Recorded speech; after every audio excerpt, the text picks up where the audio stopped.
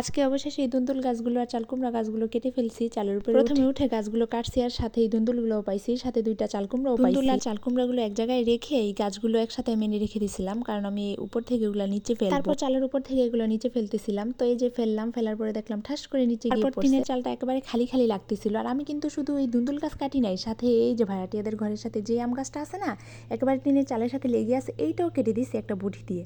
তো তারপর দেখতেছি টিনের চালটা এতই নোংরা হয়ে আছে। তারপর আমার শাশুড়ি একটা ঝাড়ু দিল, ভাবলাম ঝাড়ু দিয়ে আসি, টিনের চালটা একবারে পরিষ্কার করে দিয়ে আসি। এই যে একটা ঝাড়ু দিয়ে এই যে পাতাগুলো সব একসাথে এনে আবার নিচে ফেলবো। এই যে আবার নিচে পড়ে গেলো সব ময়লা। এই টিনের চালটা পরিষ্কার করে না দিয়ে গেলে একবারে নোংরা হয়ে টিনগুলো নষ্ট হয়ে যাবে। তারপরে এই যে কত সুন্দর ক্লিন দেখা যাইতেছে না।